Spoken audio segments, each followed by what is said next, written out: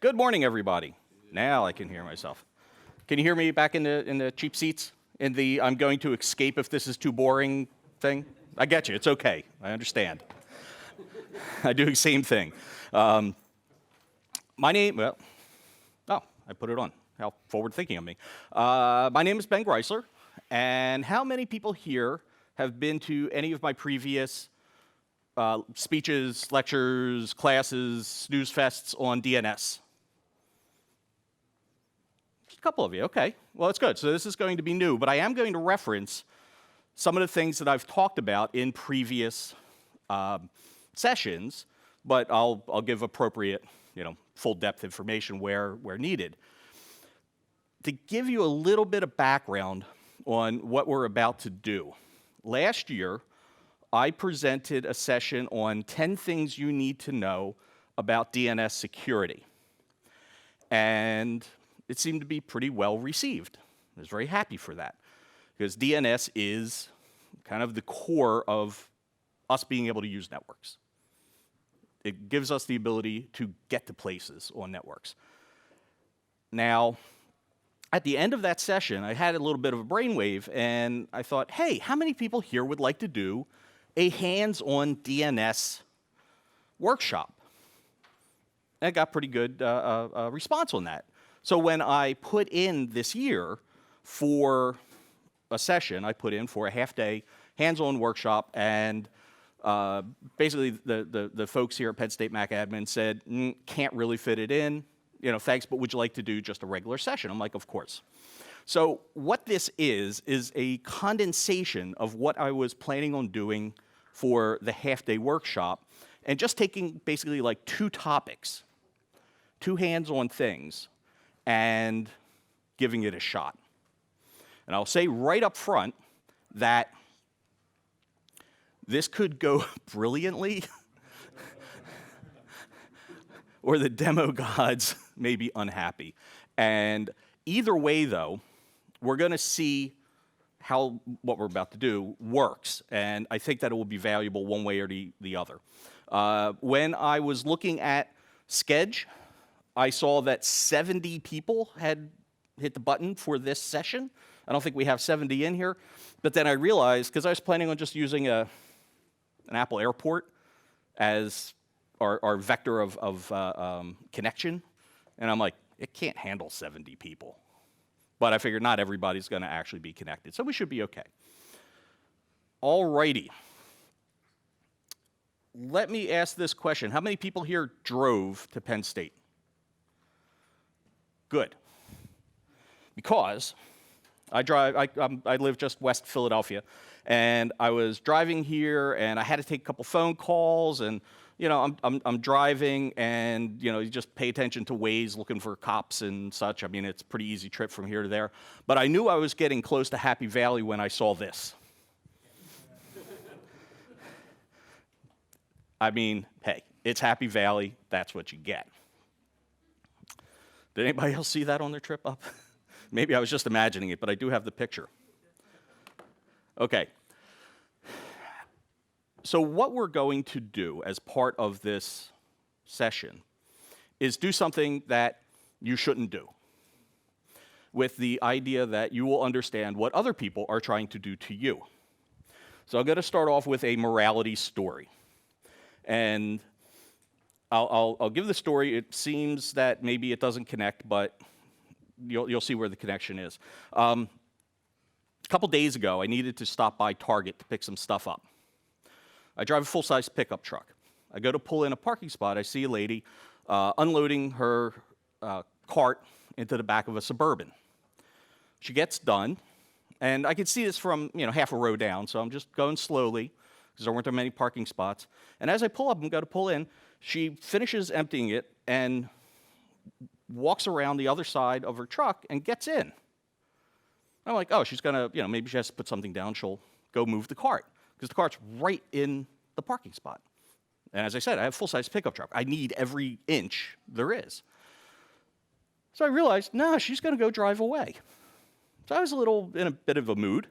So I get out of my truck with my truck sticking halfway out into the aisle because I can't get it any further in. I walk around and I knock on her window. Bad move. She was, I don't know, on her phone or something like that. She did the complete cartoon startled thing. Hands in the air, waving around. Now, when you get startled, usually it's like, ugh. And I expected to be cursed out at that moment. It kept going on. And I'm like, lady, I did not mean to startle you, but you can't leave your cart there. Now, we had a little bit of interaction, but she got out. She moved the cart. I got my truck in.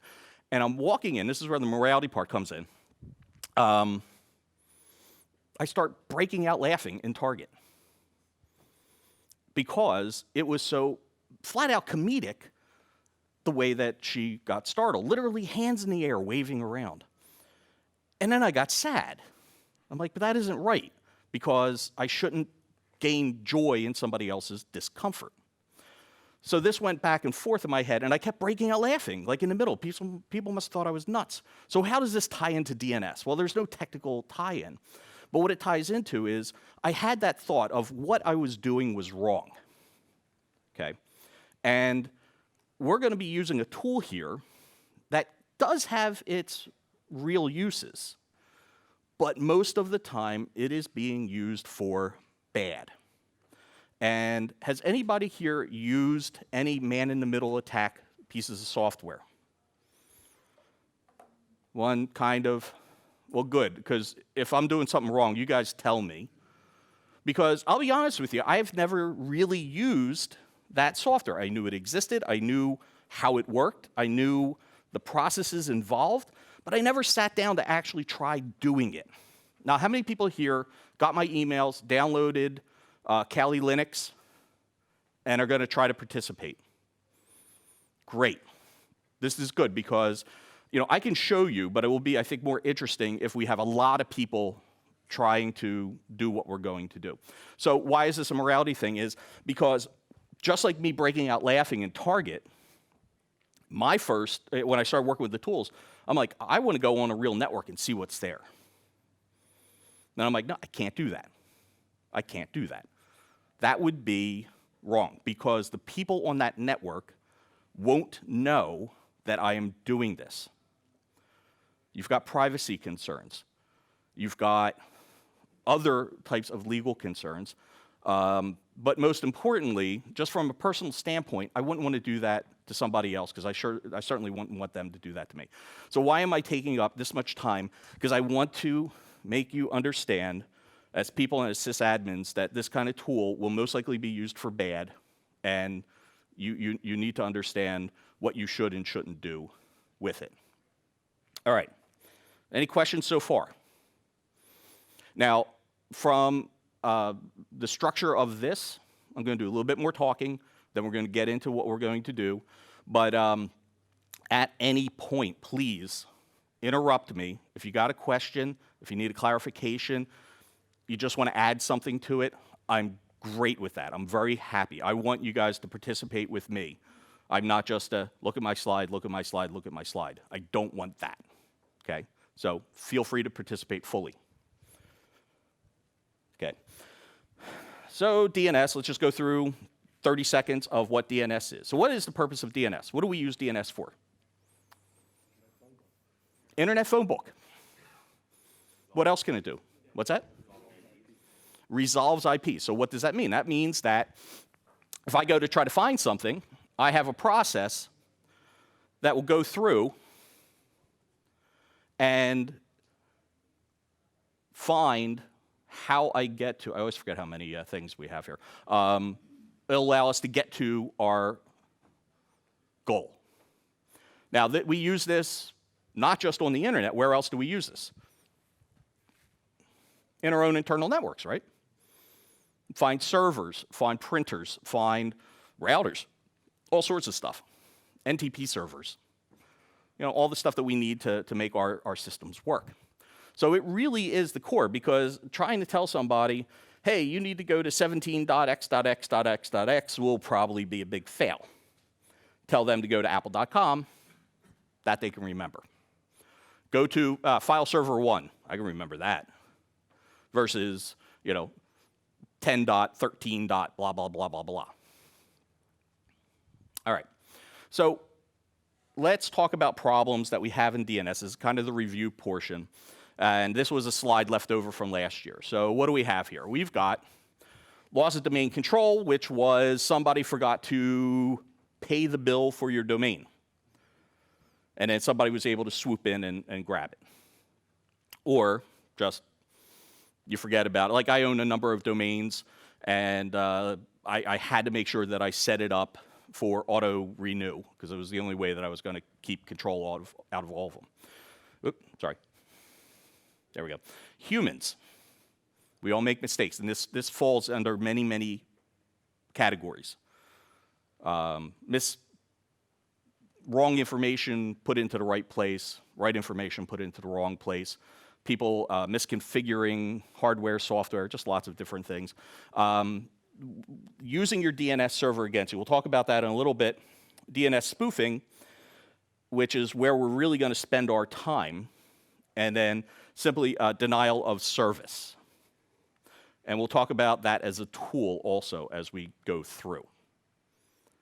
Because what happens if you have DNS interrupted? Yeah, you can't get to the stuff that you need to get to. Or you get the stuff you weren't intending to get to, which is from the security standpoint an issue, which is what we're going to be dealing with. Okay, so using your DNS server against you, just two, once again, this is a slide from last year, two different approaches. One, somebody could just get access to your DNS server and change things on it. And how do we prevent that? All of our normal security things. Number one, physical security. Don't let people get close to the server, because if you don't have physical security, you don't have any security, right? And then the app security, meaning, what are some of the popular DNS servers out there? Bind, any others? Sure, using your DCs. So there's a bunch of them. So just kind of standard app-based or server-based security. Make sure that everything's kept patched and up to date and you understand what's going on. So okay, that's pretty much all I'm going to talk about with that. And the idea here is, so we have our DNS server, somebody attacks the server itself, and then just points it wherever they want the results to go. So that requires, though, an attack on an existing server. Say if we want to get a little bit more clever, we can use DNS redirection, which could be done by an attack on the server. But maybe we don't want to go through that effort. Well, we have our choices. We could use a DHCP injection, which is one of the first things that we're going to try here. It's pretty simple. And then we're going to talk about man-in-the-middle attacks. So what I would like you to do on a computer that you feel okay to connect to the wireless network, you are owned. It does have a password, and the password is, you are owned. So if you want, please join the network. It is all lowercase, and let me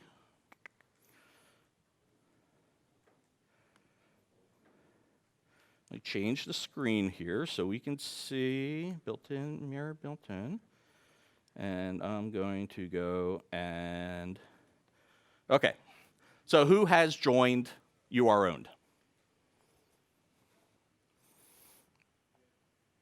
Did anybody choose to join that SSID? Okay.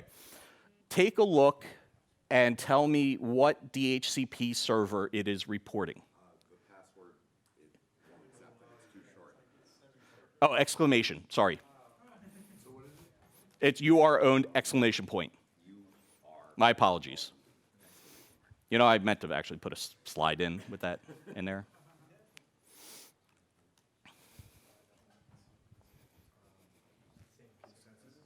Sure. All lowercase. The letter U, the letter R.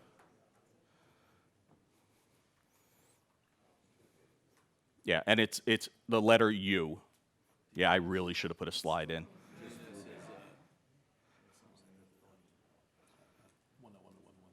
What's that? Okay, so DNS should be set at 10.0.1.1. Yes? Won't let you on? All right, who got on, who didn't get on? 10.0.1.1, I had my own. I'm on. So the password, Really? It shouldn't have, because I set it for lowercase. Capital R, capital O. so the password is case sensitive? I didn't think it was. All right. So it's just like this? Yeah, no. Okay. It originally wasn't that. Apparently I did set it to that. I can't argue. Okay, so the password is the SSID with an exclamation point done in the capital lowercase combination that the SSID is. Winning.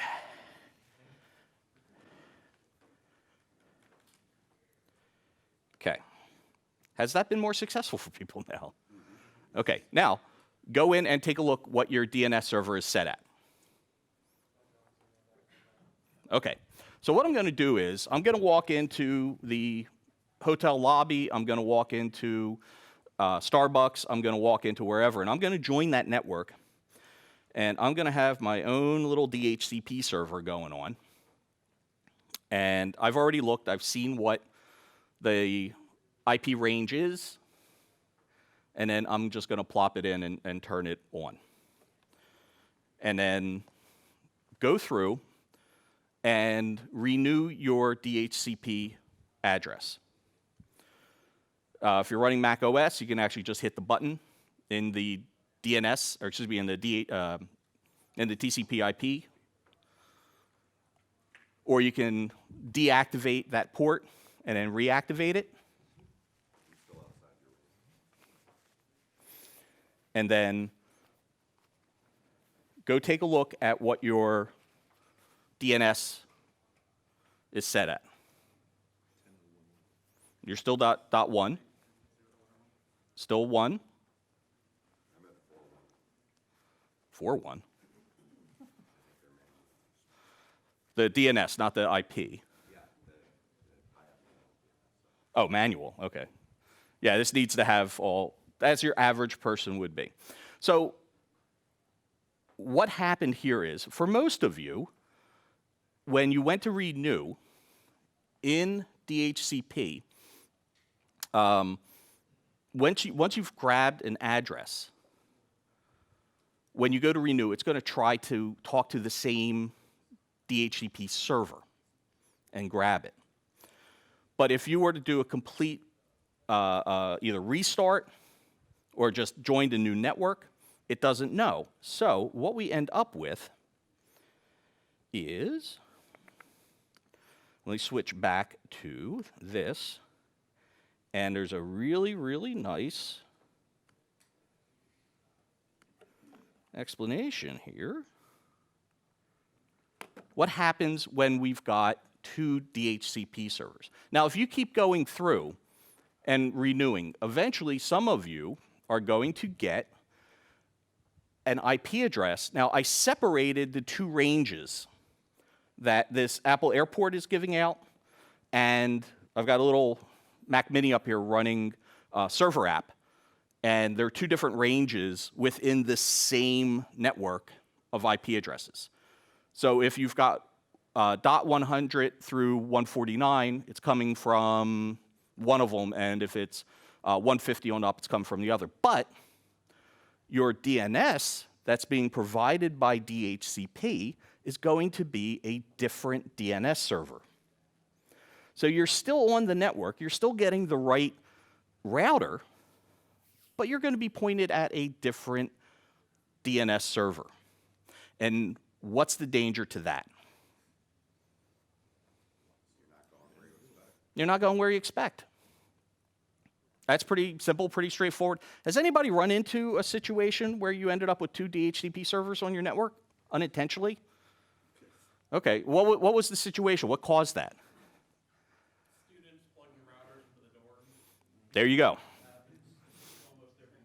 Yeah, the example I was going to use was I was doing work. So I'm a private consultant, so I get to go into a lot of different environments. And I was helping out at a private school in Connecticut that provided housing for the teachers. And they had these nice little cottages, and everybody wanted their own wireless. So they would go out, buy a router, put it in, but depending on where they plugged it in, they were now injecting DHCP across the entire network. So this is very simple, and this is all being done wirelessly because my server, even though I do have an Ethernet cable in it right now, is actually just joined to the UR-owned SSID, wirelessly, the same way if I'd walked in with my laptop running that. Okay, that's kind of clumsy though. And as we can see, everybody who had originally joined the Apple Airport, it's still getting their IP addresses from there. I guarantee, though, keep trying it. Eventually, you will get from either one. Now,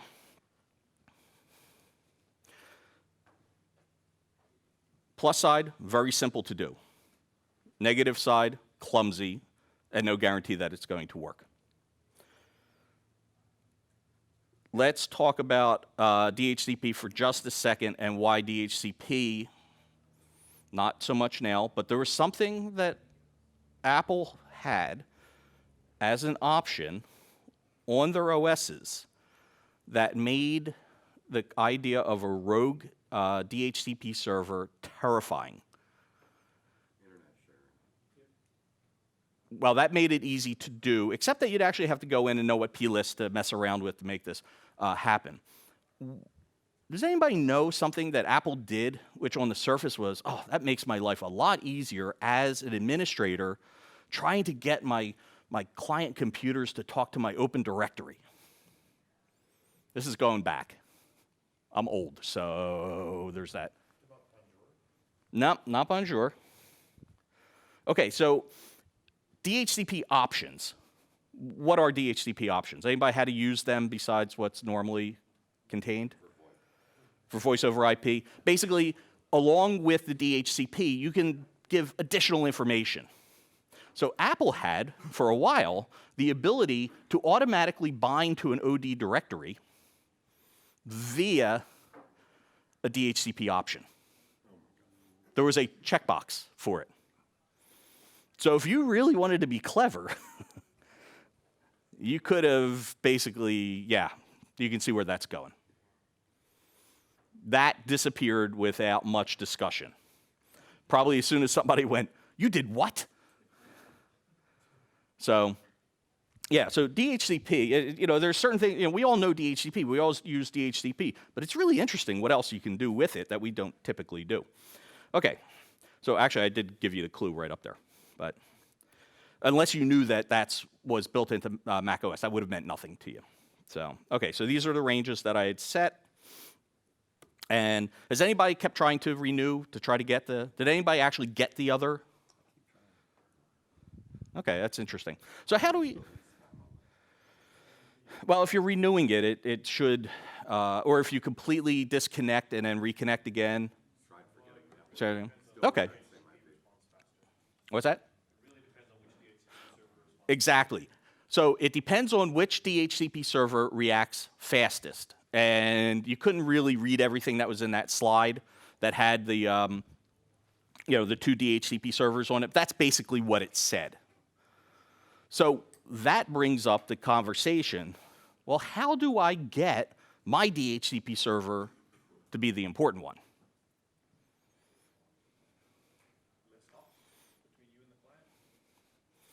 Well, wasn't thinking that. Maybe a simpler, more straightforward way. Well, assuming you can't do that directly, but is there a way that you could functionally get it to stop reacting? Denial of service, which goes back to one of the previous slides. So you could set up a bunch of, because it's easy to figure out where the DHCP is coming from. That's the output of ipconfig, sorry, and you can see exactly where the DHCP is coming from.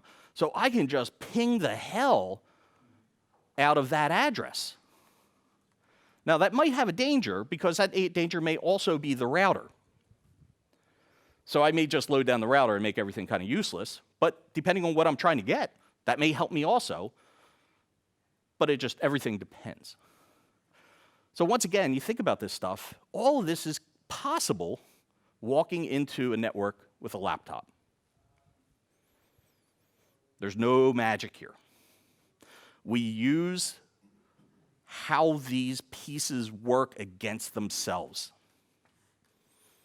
So looking at this, in this case, if you look at here in the green server identifier, in this case 192.168.254.1, and the domain name server is the same.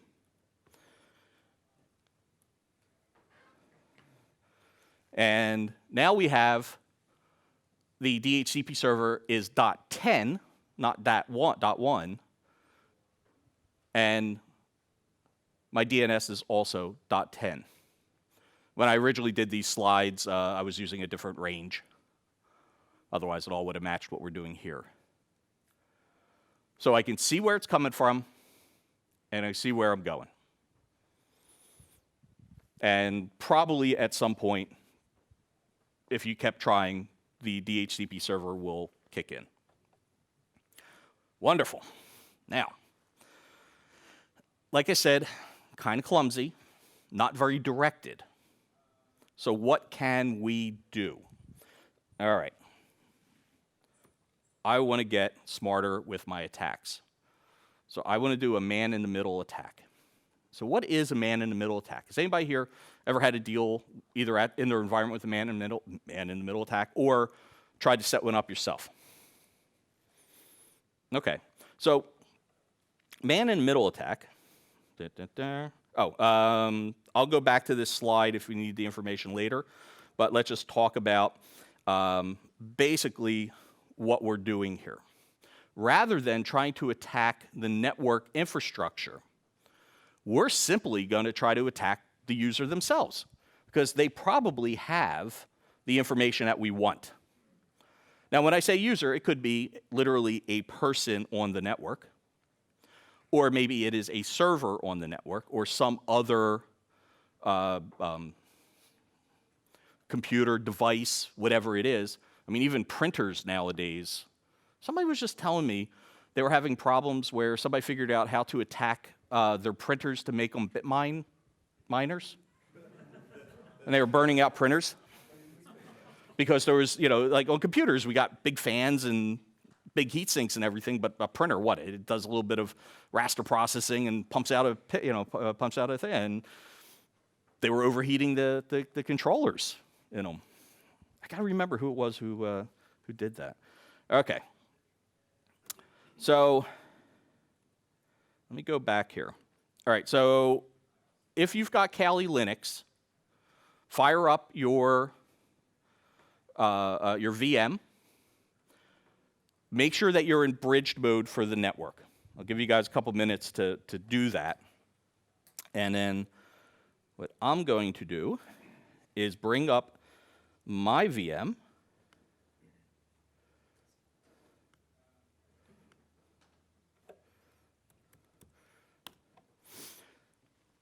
Now, here's the interesting thing. You are right. Let's change it. Yeah, attach. Well, if your main computer is connected to your owned, and you've got bridging going on to your VM, then your VM should be seeing that network also. And by default, the VM for Kali Linux, it's just going to be running DHCP. It doesn't really matter what your IP is right now. It does not have to be static. As a matter of fact, if you're a bad guy, chances are you're going to want to keep it DHCP, at least to do the initial discovery before you do other things. So I picked Kali Linux. Has anybody here had experience with Kali Linux? Used it for anything? What did you use it for? Played around with it. Just played around with it, okay. I tried to crack a wireless network. I said, yeah, aircraft. Okay. So when I decided to do this and was trying to figure out what pieces of the puzzle I wanted to actually have everybody try, I thought, it would be great to do an attack with EtherCap. And I had brew installed on my computer, and it was a simple matter as brew install EtherCap. And boom, I got EtherCap. And I was starting to have some problems with it. So I start doing some research like everybody does, and I realized, there is actually another choice out there called BetterCap, which works a little bit more slickly. And I tried that, and I just ran into some other issues on my computer, which is because this thing is a complete and total test mule, and God knows what's going on inside of it. So I'm like, you know what, I'm just going to take the easy way out, and I'm going to download Kali Linux and run it in a VM. Now, I recommended using VirtualBox simply because it's free, and I didn't know what everybody was going to have, and I knew that Kali had a pre-built VM for VirtualBox. They also have a VMware one, but I wasn't sure if they had a Parallels one, so I just thought I'd take the easy way out. But I approached this whole piece with, I know nothing about this. How do I find out? So I started, behaving like somebody who had no clue, which I'm really good at. And I just put it into Google and asked what Google had to say about it. And Kali Linux, EtherCap, then BetterCap. Now, in my second email, I sent out how to actually install BetterCap in your Kali Linux. Did you get a chance to do that? It's basically apt-get install BetterCap and takes care of it. So now you should have this. And this is so simple because actually my first was actually using EtherCap directly in Mac OS. And it worked. Didn't do exactly what I wanted, but it worked. And it was a little spooky just how easy it was. So if you've gotten to this point, if you've opened up a terminal window, and I've listed here, you'll guys, this is all freely and easily available on the internet. You'll have the video of this. I'll put this into a slide and put it in the slide deck and re-upload the slide. So if you want to go back and get it, that's fine. But if we wanted to do attack, it would be pretty simple for us to join the network wherever we're at. I'm going to do an ifconfig. And what this shows me, you don't have to read everything there, but it gives me that same information that I saw, or that we saw on the slide before. Basically, my IP address is 10.0.1.151. So now I know what my IP address is for this Kali Linux install. So what do I do with it? Well, I'm going to go over to my little cheat sheet.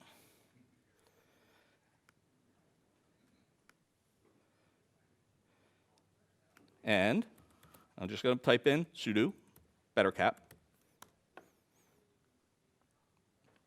I got BetterCap running. Pretty straightforward.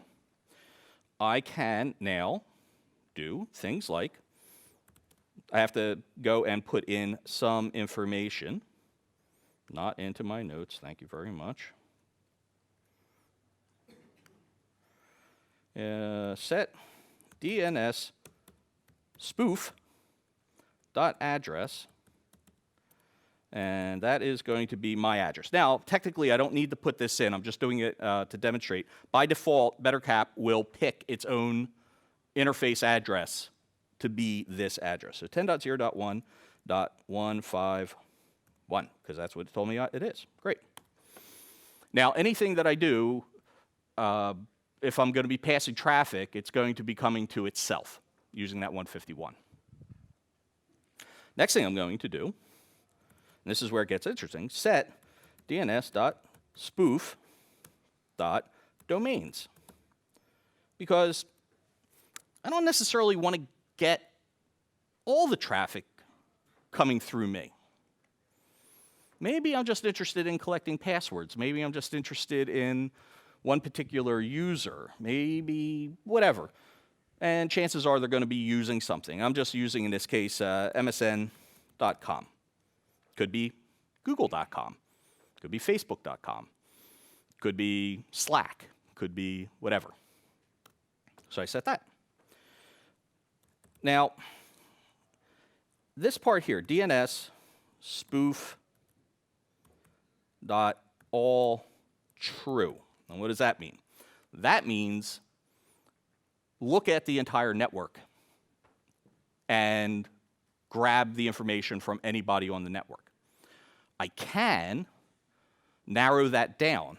I could use other commands to help identify what clients are on the network. And the tools that are built into Kali Linux, which is one of the other reasons why I'm like, you know what, maybe it just makes sense for us to stick with Kali rather than try to do everything directly in Mac OS, is it already has built-in tools that will help us identify, what's on the network, just not by IP address, but it will go out, it will look at the MAC addresses. If we know the MAC addresses, what do we know about it? We know the manufacturer. So now maybe I can separate out all the Apple devices or some other devices, whatever pops up. What else do I know by looking at the traffic coming across the network? Probably its host name. Now, why is that useful to us? So when you set up a Mac computer, what does the host name get set to? The username and the model. So if I'm attacking one particular person, there's probably a reason why I'm attacking them, and I probably know who they are. And they probably haven't actually changed that. And I can see, you know, Fred Flintstone's MacBook Air. Bingo. And now I know their IP address because my network tools have told me that. And I'm purposely not going through every one of these. I will let you guys figure that stuff out if you want. Going back to the first morality thing. I will let you guys figure that out. But in this case, because we have an entire room full of people, I'm just going to set this to true, meaning it's going to pick up all the traffic. And it's this simple. I'm going to go ARP spoof on. I got some traffic already. Now I'm going to go DNS spoof on. And if you're looking at your own, and if you followed through with that, you will see msn.com or whatever you put in there, and pointing at the IP address that I wanted it to go, which is 151, which is this one. And let's see, I see Eric's MacBook Pro, Steve's MacBook Air. And if you go, and you could go to a browser and put in msn.com. Now, in this case, when I was setting up the testing at my office, I had traffic passing through your own out to the internet. So you would have been able to go to a website and have it load. Okay. Here, the way that the network is set up and the network drop, it goes through AT&T, and it was just screwing up everything, okay, for this demonstration. If I had some more time, I probably could have figured out how to get around this. They're using client isolation on the Wi-Fi. Yes, and yeah, basically you get like one machine on it, and yeah. But I mean, what I mean is, because I could have talked to them and said, this is what I need, and I didn't realize they were doing this until 2 hours ago. So how else can we do? Well, open up a terminal window, and I'm going to go here, and I am going to bigger right command, bing, bing, bing, bing, bing, bing, bing, and let's see if it works. And this is where we're really tempting the demo gods, but this should be interesting. Host msn.com. Oh, yeah, there we go. MSN has an address of 10.0.1.151. And there's some garbage in there. got bad packet, extra input data. For some reason, I was actually not getting that back in my office. I'm getting it here. I'm not sure. I don't know why that's happening. But it's working. Now I can go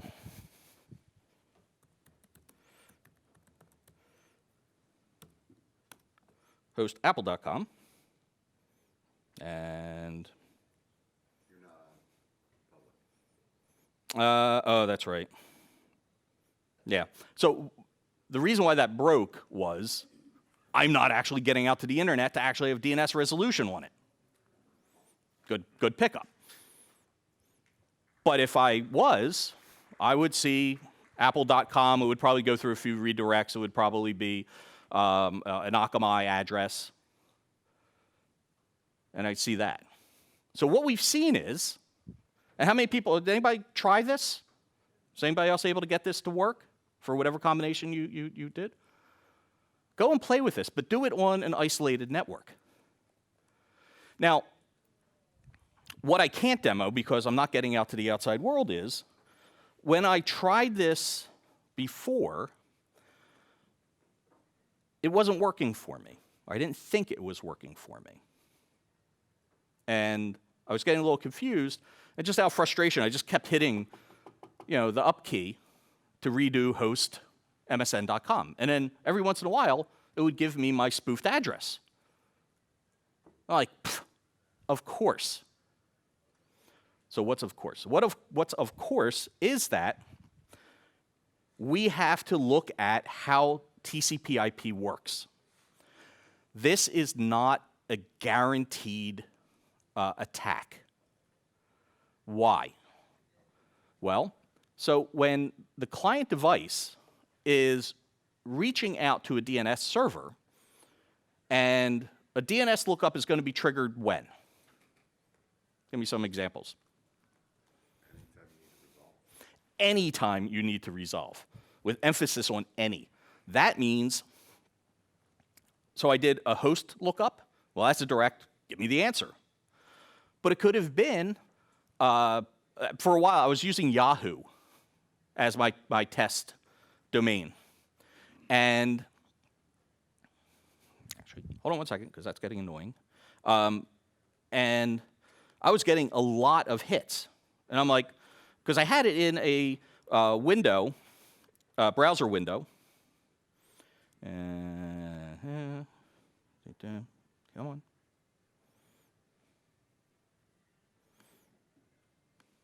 That's better. I had it in a browser window. I'm like, but it's not refreshing itself. Why do I keep? It dawns on me, I have a Yahoo email account. So whenever it was checking, I kept getting the hit. So email, server requests, any kind of directory services lookup. First thing it's got to do, it actually needs to find out where it needs to go to do the lookup. DNS is so critical to everything we do. Yes?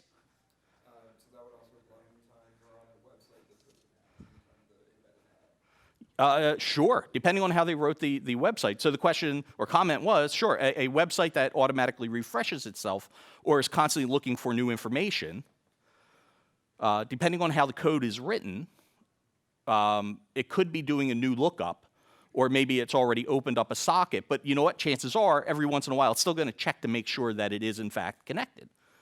So it's going to do that. So it's pretty critical. But how many people here run multiple DNS servers on their networks? The answer is all of you, right? And why do you do that? Redundancy, load balancing. And what defines which DNS server gets used?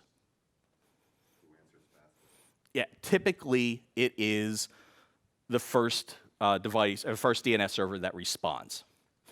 But this works for a lot of things involving TCP/IP. And in this case, so I don't have a really pretty slide because I'm miserable at making slides, so we'll just talk through this. So when you're a client, how does this man-in-the-middle attack work?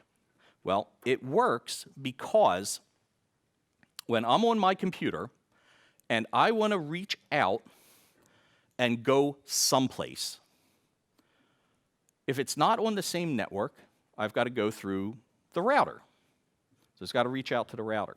Now, if I put something like a Kali Linux install on the network looking for traffic going there, it becomes very easy for me to intercept it because I'm just looking across the network, and you may go, well, that's fine, but if I have, if everything is copper Ethernet connected, there isn't necessarily going to be broadcast information where requests go, to all addresses on a network. But an awful lot does get broadcast. And it doesn't necessarily matter that, yeah, I'm on a switch and it's going to try to isolate the traffic from one port to the next. There's still a lot of broadcast traffic, and a lot of the things that we use are broadcast-based. So we can take advantage of that. Now, what I can do is, so I can see that broadcast. I can go, oh, all right, I'm going to take that broadcast. I see what it wants. I'm programmed, in this case, a DNS address. I'm going to shoot the information, that DNS request. I'm going to intercept that, and then I'm going to answer it with what I want to answer it for. But I'm going to pretend that I am where the information is supposed to be coming from, so the client doesn't really see anything wrong with it. Although there are some cases where the client doesn't care where the answer came from. Kind of like a DNS server. As long as it gets the answer, it gets the answer. All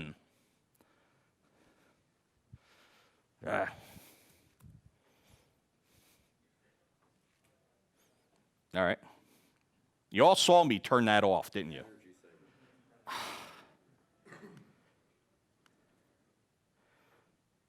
Ben, yeah, I didn't think I had that set, though. Oh, because it always, that computer set, yeah, look at that. Oh, because, yeah, all right, never mind. Guy will be talking about me behind my back, I know. All right, so basically what we're doing is we're trying to intercept information, act on it, and shoot it back to the requester before what happens. Before the real DNS server responds. Right, before the real thing responds, whether it's DNS or DHCP or whatever it happens to be. HTTP, HTTPS, so on and so forth. The original demonstration that I wanted to do actually would have you go to a different website where you'd actually see it happen in real life. But it got very, very clunky. There were too many variables that I couldn't necessarily control fully in kind of a demo kind of situation. Now, for those of you who have Kali Linux up and running right now, do you see where the danger is? Do you see where the power of this is, how simple it is? There are modules in there to collect passwords. It does everything, include spoof popular social media sites, meaning it already has fake portals for people to put their information into. And all using the same ARP spoof process.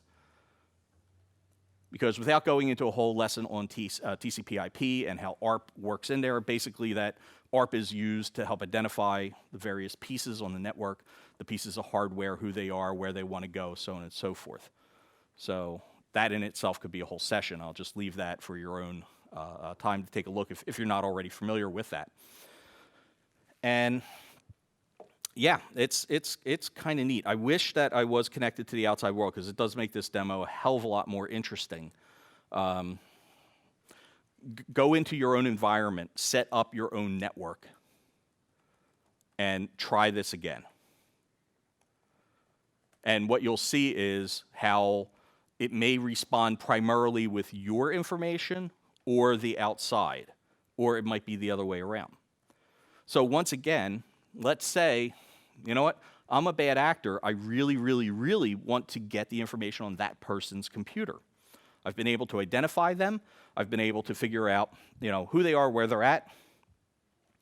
How do I make sure that their computer prefers my spoofed information?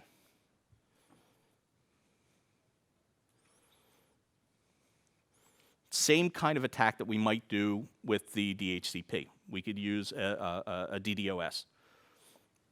Well, actually, just a DOS, because unless we've brought along, 10,000 of our favorite friends, that'd be a really, really crowded coffee house. So just a DOS, because we could, through a little bit of cleverness and scripting, really generate a lot of packets outside of our computer. So we could slow down, which still wouldn't be a guarantee that we could make everything work 100%, but if we can raise the odds. Because depending on what it is that we're trying to capture, we only might need something to work once. Yes?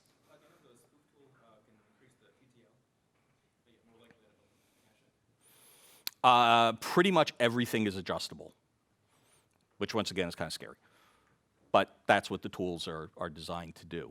Can this be defeated with client isolation? Okay, so this is a good time to talk about what can we do to help fix this. Now that we know this happens, now that we know what the tools are, now that we know the mechanism to do this, what can we do to prevent this from happening to us or the client computers that we are responsible for? Get rid of DNS and everyone just memorizes IP. What's that? So get rid of DNS, everyone just memorizes IP. Everybody remember, right? Get rid of DNS. Everybody remembers IP. No, host files. We'll go that far. We'll distribute host files. It'll be like 1968 all over again. That's right. Okay. SSL. Well, so interesting we mentioned the SSL. So this is what actually scared me when I looked at this, is how more or less exposed we are to this kind of attack and how little there is really for us to prevent this. That's the problem. Because we're talking about the underlying mechanisms of how we move data from one place to the other, and it was all designed to be wide open. It was never designed to be secure. And the things that make it work so well are exactly the things that make it highly insecure. So what we need to do is look at protecting the data as it goes across the line and hopefully obscure it from prying eyes. So that would that would be stuff like SSL. But guess what? Yeah, dig around in Kali Linux. There's ways of cracking that also. It could be done because we trust things when we shouldn't trust things.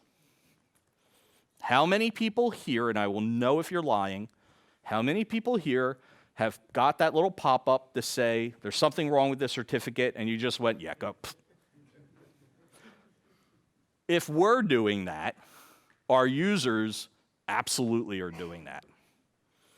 So there are ways. Yes, there's in theory, and then there is the kind of the reality of it. So we can do our best to try to protect things. As a matter of fact, has anybody heard of DOH? And it's not just a Homer Simpson thing. It's DNS over HTTPS. So the idea is to wrap the DNS request in SSL, probably mostly TLS, most likely, and get it over to someplace that will go, all right, I can answer it and shoot it back and it will be secure. That's assuming everything else works. That just protects it in transit. If we can get to it ahead of time, there's no reason why we can't set up our own SSL-protected DNS and provide the answer again. So, all right, that's not going to work. A lot of it just comes down to prevention. Tell your users not to go on public Wi-Fi networks. Tell your users maybe to use hotspots on their phones. Give them a little bit better chance. Give everybody a VPN unless for some reason you're able to intercept that also. I don't know exactly the mechanism to do it, but it's all packets, so we can intercept packets. And if we've gotten their username and password, Yeah. I would say hard, not impossible. It depends on just how badly you want the information. Okay, so it's a little depressing, actually, how little control we have over this. Has anybody had to deal with, and I understand if you don't want to raise a hand or whatever, but has anybody had to deal with users who have had their information intercepted and grabbed? Basically, chances are it's probably happened more often than we may even realize. At some point, maybe somebody tried logging into something that they don't go into too often, or always had a password stored, and someday it didn't work, so they reset their password. So not realizing that they actually had been exploited somehow. Okay. Yesterday. Wow. Really? They said that he's still talking to the police about what went on because it's criminal, which is why I emphasized if you're going to try using this tool in the outside world, don't do that because there are laws against that now. We're still very much in the early years of understanding internet law and computer law or how it relates, but yeah, we are slowly figuring it out. Okay, does anybody have any questions about the techniques? Do we want to get deeper into the whole ARP thing and why ARP spoof works? Or just knowing that this happens, is that good enough for now? Because we do have 19 minutes, and I want to have enough time for QA, or if you have a story to relate to this type of topic, would love to hear this. And also, before I forget, there's the whole feedback mechanism. You can go to Sketch, and there's a line in there you can click and give feedback. So please do that. All right. Questions, stories? Let me... This is just about the demo you ran through. I was just wondering, I followed most of the steps because you had them in the terminal Yes. to get things set up, but I missed the part where how you got the rolling data coming through. Okay. So what I did, so let me do exit. Now this is interesting. When you hit exit to get out of the spoofing, it actually will try to re-ARP. In other words, put back the proper information across everything that it had spoofed. So the pieces that I used here, first we went into BetterCap itself. We set the spoof address. We set the spoof domain. We said spoof everything at one shot. And then simply turning on ARP spoof. The reason why we had to use ARP spoof was that triggers BetterCap's internal mechanism to actually start looking at the data going across the network. And that's when we started getting the rolling. So I'll do this, arp.spoof on. Darn it, did it again. I even spelled it wrong. I am a terrible typist. That will work better. arp.spoof on. Oh, I'm not in, yeah, I went completely out. There we go. So, yeah, just by hitting ARP spoof and turning it on, I'll get. I do that, and it gives me a few lines, and then it doesn't do anything. Well, so it depends on what your computer's seeing at that moment. Matter of fact, when I first did that, same kind of thing. I saw a couple lines and then nothing, and I'm like, well, of course, there's nothing going across the network. So you need to get traffic to actually see what's happening. See, I'm seeing. Let's see, we got 111, 150, we're seeing a bunch of stuff out there. Now, are you able to ping, say, the router to make sure that actually your networking is working?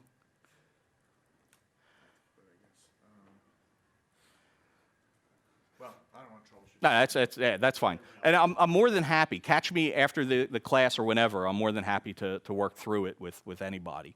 Okay, more questions. One thing we dealt with was two attempted attack vectors. One was not spoofing us, but spoofing somebody else. What they did was they attempted to get an SSL certificate issued.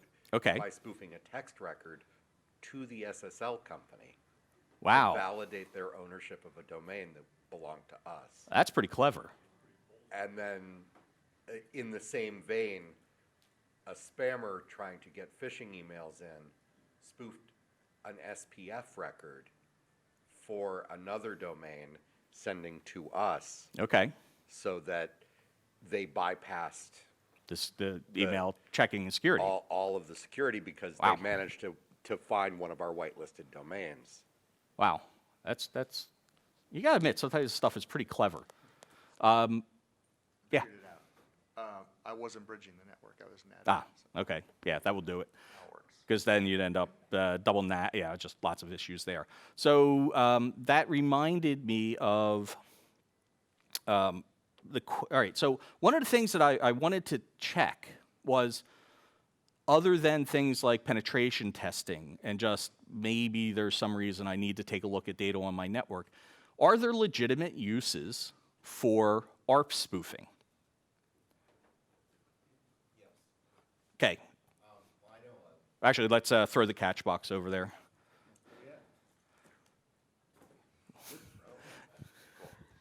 Well, I've heard of a commercial product. So Disney Circle does Yes. ARP spoofing. Yes. So it's to prevent, and I'm pretty sure like Comcast and everyone else, when you pause your internet, it's essentially ARP spoofing, and you're just stopping all traffic. Yeah. Or you're changing. Exactly. There are legitimate uses, but if we know that it's not 100%, because depends on what has answered first, I could see where that product may every once in a while seem to be a little glitchy. I don't know. Or they've done other things to make sure that they are the preferred responder for that. So it's interesting that, yeah, there's been some clever uses of ARP spoofing in the commercial world.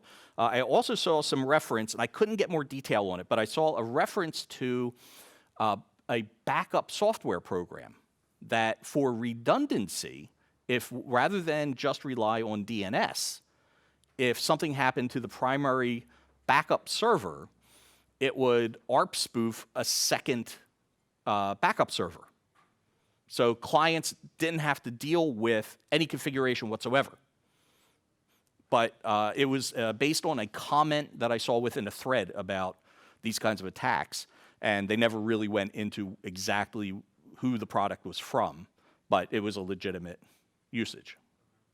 So, like, oh, that's actually kind of clever, but you're hoping that it works. So, okay. Other questions? Other comments?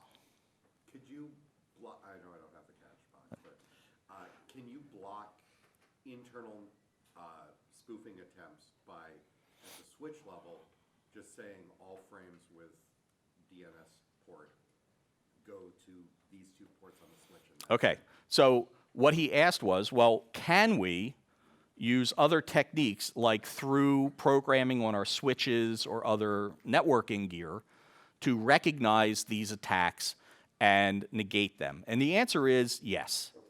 There are products out there that will look at that type of information, and just the same way that you would identify malware or any other issues like that, it looks for the right patterns, because we did a very clumsy attack, and we could see that our information was coming from some place that it shouldn't have been coming from.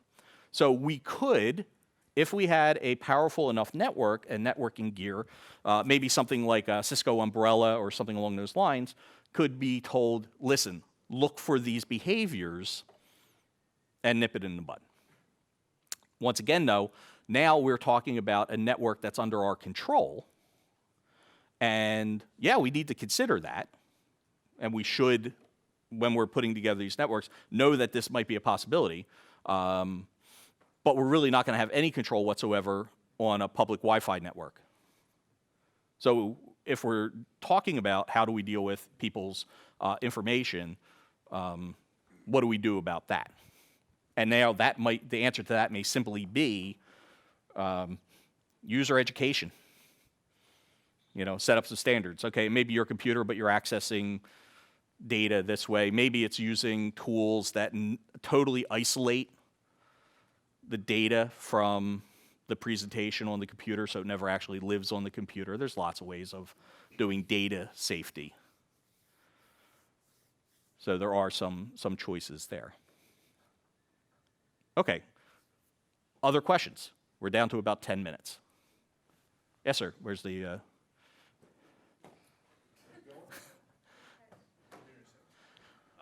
I wanted to, do you know what the current sort of adoption rate on the internet for DNS Sec is? Is that going anywhere or not? So we had a whole conversation about this last year during my session. So DNS Sec, it is an attempt at making secure DNS. That's basically what DNS Sec stands for, DNS Security. And no, it's not going anywhere. The adoption rate has not been going up much at all. DNS Sec requires configuration from the user, meaning the people setting up the DNS for a domain. It requires a DNS service to provide that functionality. It requires a registrar to allow that information to be entered. And it's just not widely available across all of those pieces. I actually think DNS over HTTPS may end up being more recognized than DNS Sec. Yeah, and that's really what it comes down to, is how easy it is. If DNS Sec was easy to implement, it would be out there, but it's not. DNS is so insecure by design that, we're just coping with that. So my brother-in-law, he is a software developer, and he's worked for some very big companies, some very small companies, and lately he took some time off and he found himself a job, because he managed to find himself always in like VP positions or director level kind of stuff, and that's not him. He is a software guy. He loves writing software. So he got himself a job with British Telecom writing DNS software in my town in Pennsylvania. I had no idea British Telecom had offices in Pennsylvania. So I told him what I was going to do here, and he goes, oh, did you hear about how they're using DNS to transmit data? And I looked at him like, huh? He goes, I'll send you a link. And he sends me a link, and I forget what the actual process is called, but essentially what this does is, because DNS traffic is everywhere, and it's security through overwhelming obscurity. There's just so much out there to try to pick up or to try to find something hidden in all those requests would be really tough. So some clever people figured out how to embed data inside DNS requests. And not just something simple like, I'm going to put this in the text record piece. It was actually buried within the protocol itself. And I'm looking at it, I'm like, that's scary, because how do you check DNS traffic for something like that? Because number one, there's so much of it, whatever hardware you're putting up against it has to be pretty darn stout to deal with just not passing the request, but to look at it, identify if there's a pattern, because you know what? Looking at one packet may not give you the pattern. Maybe you need to look at a whole stream of requests and put it together. It's a tough thing to deal with. So short version is, we have some very old protocols that have some very serious flaws in them, and we're trying. It's a miracle that we're not as in bad shape as we are.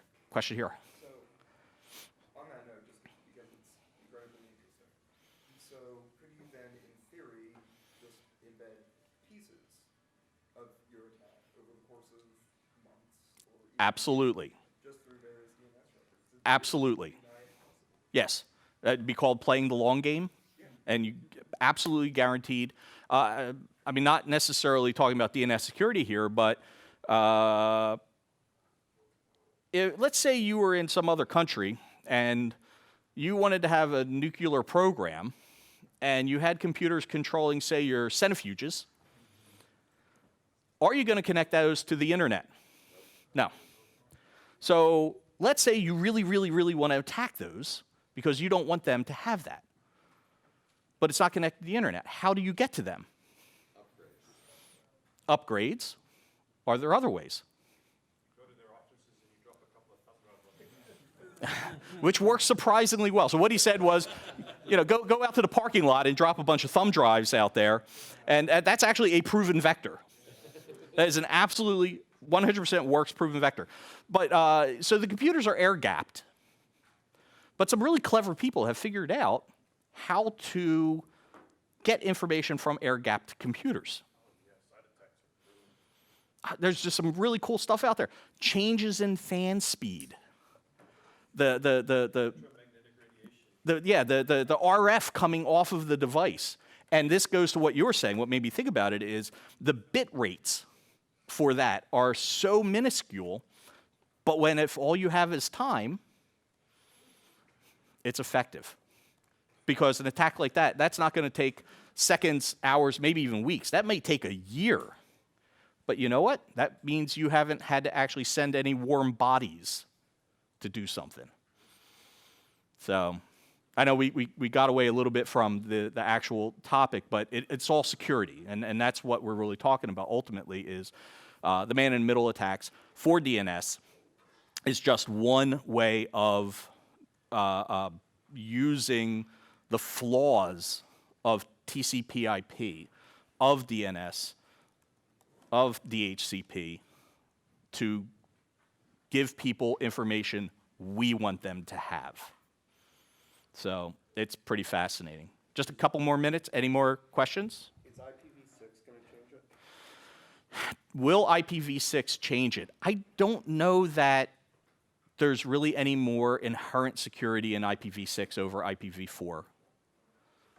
Maybe because there's actually more bits involved. Maybe it'll be easier to actually embed more stuff. I don't know. I'm not sure. That's a good question. Does anybody have any input on that? Is IPv6 going to be inherently more secure than IPv4? Yeah, I mean, as far as I know, it's still ultimately the same mechanisms for discoveries and such. All right, so here's a question. I got 3 minutes. So one of the great things about these is I've got an audience I can ask questions of. Who here has done an IPv6 switchover?